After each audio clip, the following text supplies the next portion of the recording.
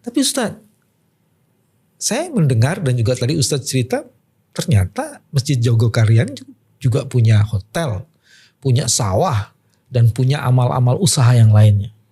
Ya itu berangkat dari keinginan kita, jangan sampai ada orang datang ke masjid kita, mohon maaf karena tidak bisa punya apa-apa.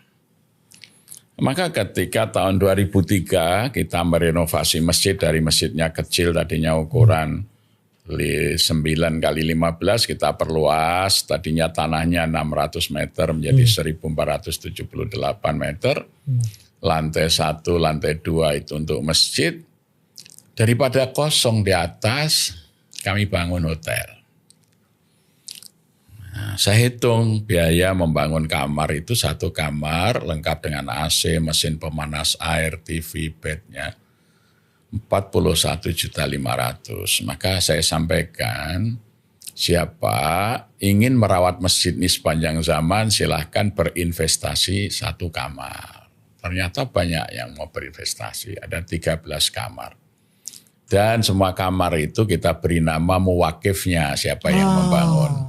Oke, jadi ada kebanggaan juga dari muwakifnya. Ternyata karena Jogja kota wisata, kalau saya weekend liburan kamar kita ini penuh terus, sekarang tidak pernah kosong.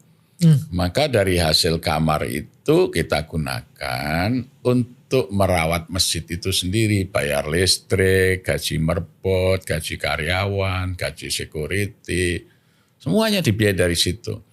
Lah infak yang terhimpun bukan haknya bangunan, haknya rakyat. Jadi ini ada jamaah yang mau jualan tidak punya modal, kasih modal.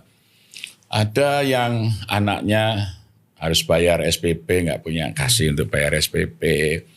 Ada yang memerlukan bantuan kesehatan, kasih. Ada bantuan. Jadi 100% infaknya masjid itu untuk kesejahteraan rakyat. Bangunan itu dicukupi dari hasil BUMM, Badan Usaha Milik Masjid. Jadi hotelnya itu BUMM. Ya. Suka salah saya. Alhamdulillah. Kita ajak, ayo kita tingkatkan kesejahteraan rakyat dengan wakaf produktif. Kita beli hotel lagi. Kita butuh, masyarakat butuh beras.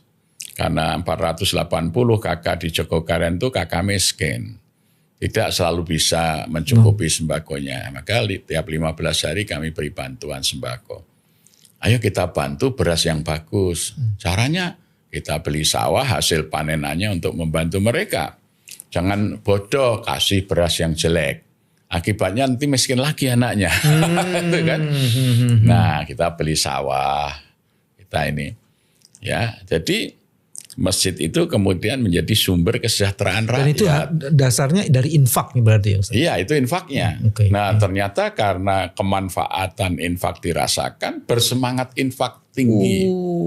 Tahun 2003 itu setahun infak hanya 43.200.000. Setelah kita gunakan untuk kesejahteraan ini, infaknya justru sekarang bisa mencapai 12 miliar 1 tahun.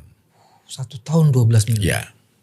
Dan itu yang saya dengar tidak hanya dari masyarakat di sekitar masjidnya. Ya semua yang terpanggil. Karena sekarang ini kan wilayah kita tidak dibatasi wilayah geografis. Dengan media sosial itu bahasa kami ada jamaah virtual. Itu ini satu contoh sederhana saja. Seperti ini kan. Ya. Ini kan membangun jamaah virtual kan gitu. Yes. Nah kebaikan itu kita sebarkan lewat ini. Kalau zaman Nabi mereka itu disebut melaksanakan kewajiban tabligh. Menyampaikan pesan kebaikan. Ya. Jadi misalnya kita lihat ketika masjid kita jamaahnya kan penuh. Lansia dalam kondisi sudah kurang sehat naik tangga itu susah. Maka kita narasikan melalui media sosial kita, tegakah kita membiarkan kaum lansia ini susah payah naik tangganya untuk beribadah. Kita bantu dengan membangun lift.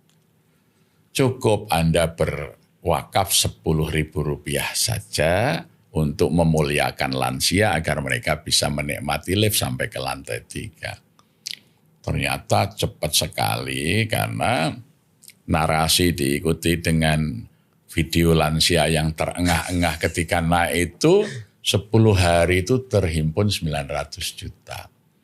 Padahal harga lift hanya 820. Karena hanya 10 juta per orang 10.000 untuk 10.000 per orang untuk memuliakan lansia. Tapi kalau narasinya masjid ini segera membangun lift gitu ya, orang macam-macam masjid kayak mall aja dikasih lift. Iya. Apalagi ditulis angkanya sekian ratus juta.